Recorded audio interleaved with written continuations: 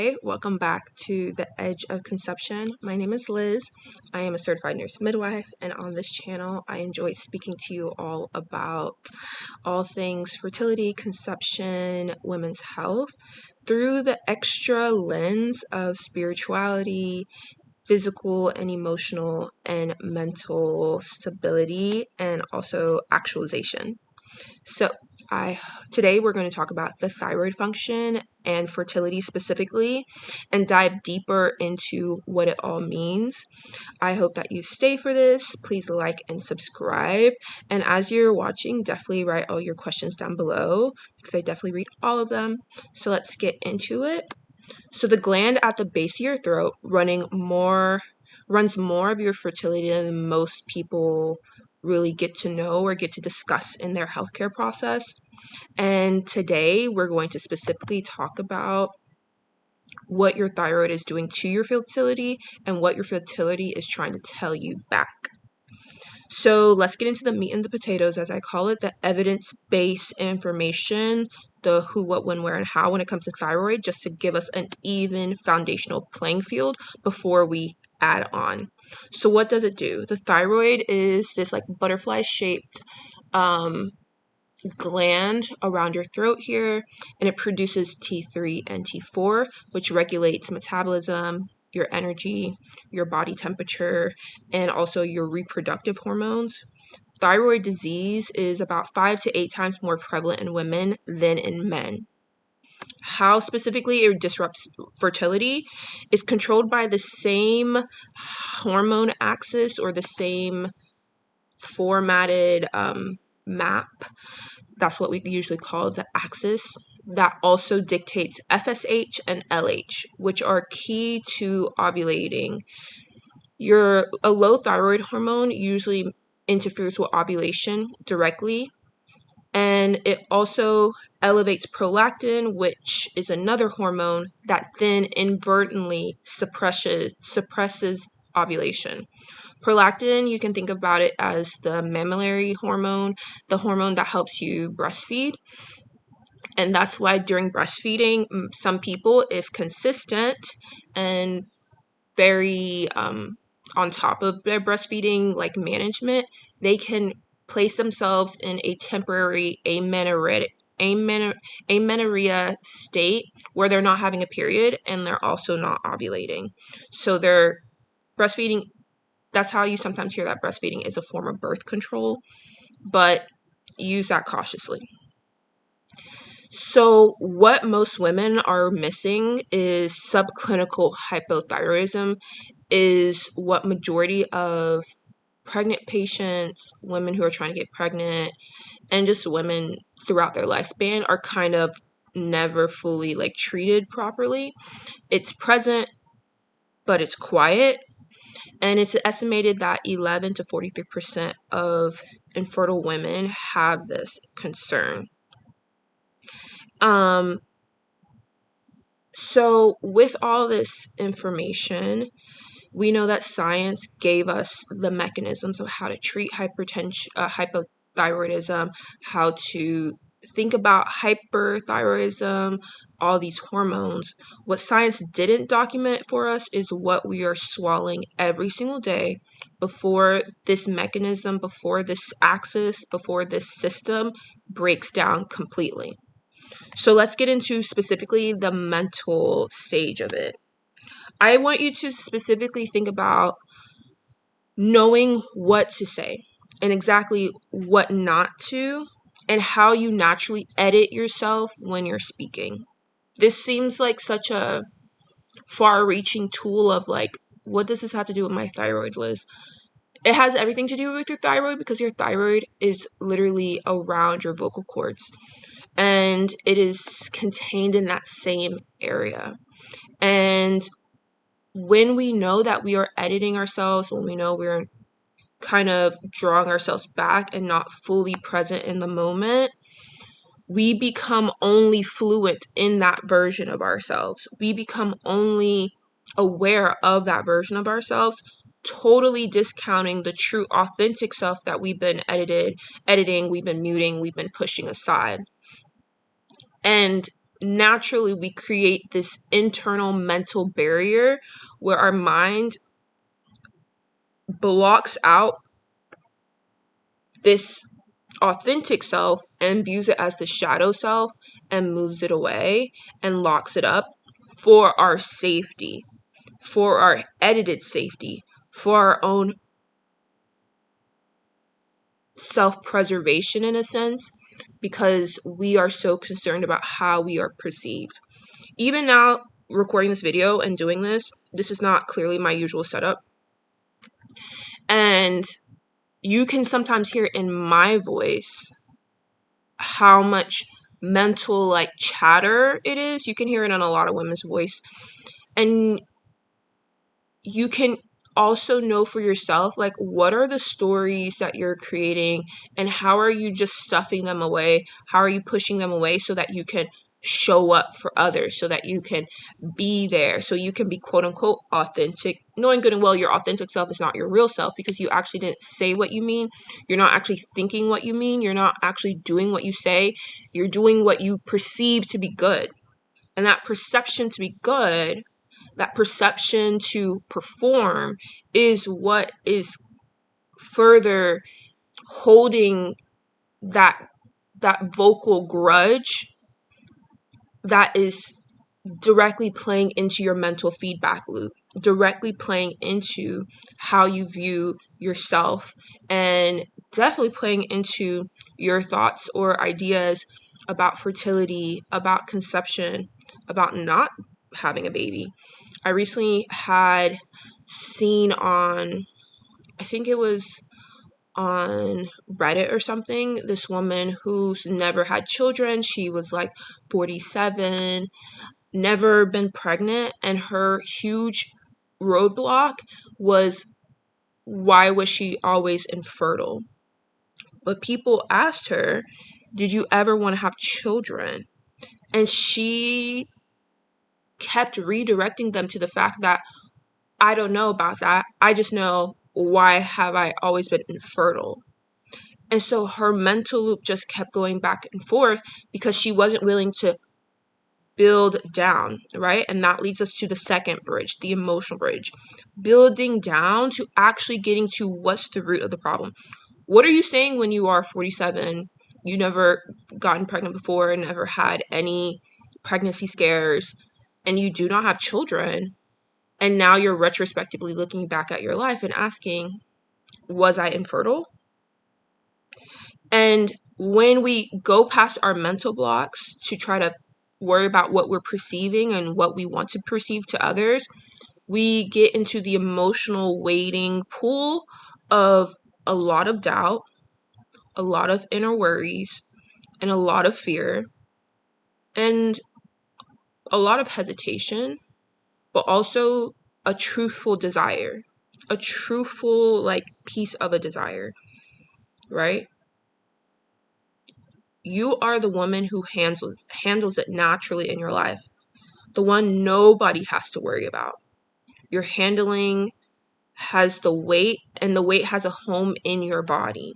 And that's what's being like, that's why the pool feels so like dense and so heavy in its viscosity, because you're just waiting and waiting and waiting in all of this like truthfulness of your emotions. And because you adapted yourself to learn how to edit in the rooms. You've learned to adapt to this persona that you created that is really being pushed and prodded and pushed by your ego every single time. And every single time in the mental and in the physical realm where this is all happening, where you're performing, your emotional pool is just getting heavier and heavier and heavier. And you feel it. You feel in your body. You feel the contractility. You feel the pattern. You feel the untruthfulness in your behavior. Some people are able to trigger you and call it out. Others wouldn't even know the wiser, because your persona, the person you have effectively proven yourself to be with your voice and how you speak and what you think about, is what they remember. And when I say that in that pool, you have one tiny bulb of desire. And if I told you, if you found that pool, if you found that pearl, if you found that piece of gold, you would actually and effectively be able to stand fully in the emotion. You'll be able to not wade in the emotion and get stuck in it. You'll be able to, yes, feel your emotions, feel your hurt, feel your despair, feel your grief, feel your worries, your hesitations. But with this pearl in your hand, the pearl of your desire for what you actually want.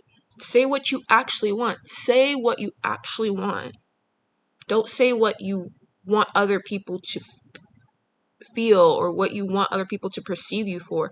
Say what you actually want to say. I find that women going through, especially the fertility and conception journey, have a difficulty of, they feel in their bodies, they feel in their hearts, they feel in their gut what they want, but they're not able to fully stand up in their emotion and go past the mental persona of who they should be and should want. With your career, you did so well in your education. Oh my God, you're going to give that all up to have a baby? You're going to give that all up to become a mom?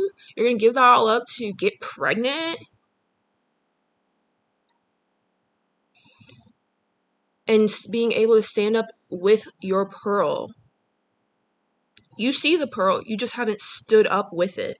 You haven't grasped it in your hand and held it close to you and say, yeah, I'm doing all this for a very simple reason, for a very plain reason, for a very evolutionary based reason, for a very biological reason, but also for a very mental, emotional, and spiritual reason.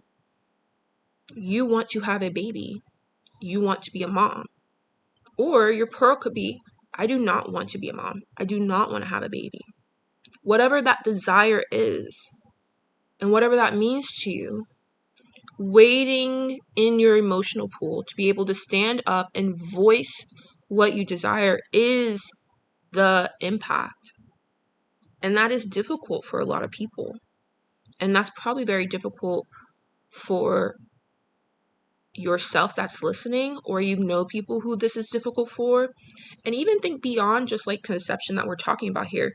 Think back to other things, that other areas of your life where you know what you want, you just haven't said it.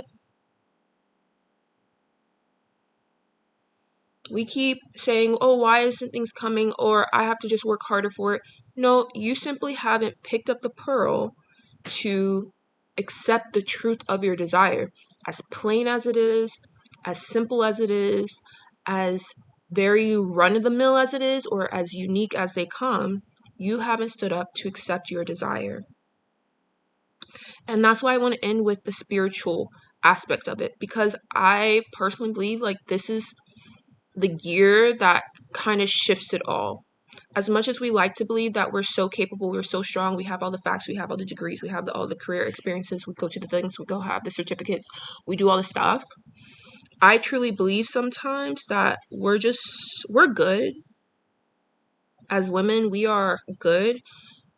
And when I notice women who are great, they know that they can't do it by themselves. It's not that I'm talking specifically about a godhead that you can like think about. I'm specifically talking about just a sense of beyond myself. Are there people, forces who are supporting me beyond myself, beyond my physical eyes, beyond my physical, neighborhood and work? Are there forces and people and paths that are supporting me? So deciding to stop being a smaller version of yourself is not a one-time decision. You are trying to conceive a child, conceive an idea, conceive a future. You're also trying to become that person in which you conceive. There's something that we sometimes talk about in certain spaces of, are you associated Are you looking through your own eyes? Are you in it? Or are you disassociated? Are you looking at yourself, experiencing it? There's power to being in both. There's power of trying to conceive. You're disassociated from it. That's what you're trying to do. You see yourself moving forward. But it's also very important to start associating yourself to what you're designing. Looking through your own future eyes. What is the future? Sometimes the answers are held not in us asking questions and being logical and doing all this stuff and asking experts. Sometimes the answer lies in us associating ourselves into our future to then look through our eyes, our own future set eyes, our own future paced eyes, and focus and notice what is going on. Where are we? Who are we around? What are we smelling? What are we eating? Where do we sleep? Where's the light? Where's the darkness? Where's the life? Like, what's going on here? Taking notice of the future.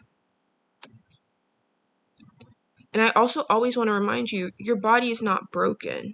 If you do have a hypothyroidism, if you do have a thyroid condition or a concern or disorder, or another disorder that affects your thyroid, simply saying what you needed to say.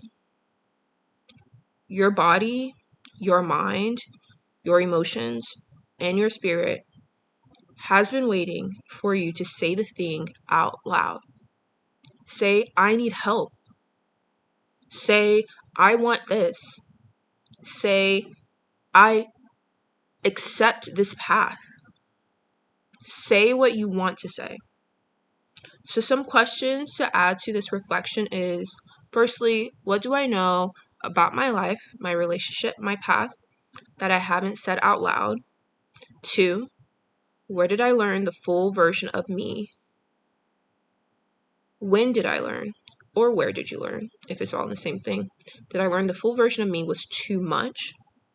And 3, if my body has been holding something, what would it say? What would it say is super powerful, and learning to unedit yourself, learning to be present in the moment takes a lot of time. People always talk about confidence, but the first step is always courage. And you realize confidence is just many courages compacted and condensed. It is like the greatest ROI to your path, choosing to be courageous. So learning to unedit yourself, letting the fullest version of yourself to take space again, not shoved away in the corner, to take space again. This is the identity work, and this is what we work on in Edge, which I built for you all, and the link is down below. What I finally want to say specifically about thyroids and all of our thyroids is the thyroid numbers matter. Actually going and getting your thyroid tested, actually looking at your hormones, knowing if you have reached a subclinical hypothyroidism, and taking the appropriate medication, following the proper management plan set by endocrine or your primary or your OBGYN or your midwife, right? Get the full panel and recognize that the body has been in a chronic contraction, trying to hold onto and compact something that has been pushed away. You are your next frontier, and we have to let that all go. And it starts with being honest and saying what you want. You don't have to be truthful. You have to be honest. And holding your pearl of desire and saying, I want what I want. I'm going to get what I want. And it's going to be absolutely amazing. I hope you enjoyed this. Would love to hear what you comment down below. As I said, please share and subscribe with a fellow woman. Next week, we're going to be speaking about the psychology of readiness. and what that means when it comes to fertility. I think this will be a very impactful one, and I hope to see you there. Bye.